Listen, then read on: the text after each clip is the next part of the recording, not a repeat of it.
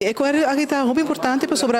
nós, conjuntamente com Santa Rosa, também organizar diferentes projetos para nosso adulto maior, sobre nós queremos, como direção organização, tem a maneira para incentivar adulto maior para seguir participar nas comunidades. Sobre é muito importante que hora que botar adulto maior ou botar pensão, por exemplo, para seguir as atividades que ajudam no bem-estar, na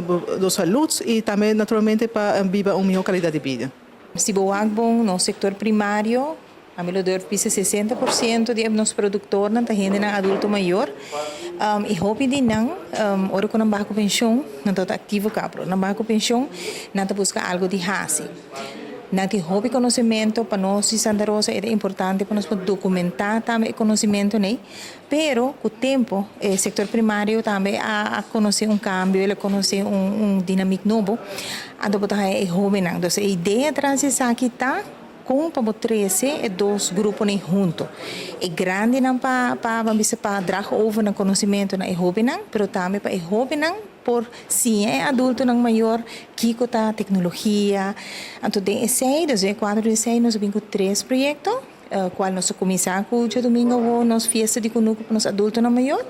e de 2 nós também esse projeto não escolar junto com a grande não e caminho que muito não também construir material artefacto não com a grande não de huis para uso e de 3 nós também organizar uma atividade de pesca caminho para 13 dos grupos né é grande não e jovem não para pesca junto então nós hobby excited over o projeto aqui um bonito projeto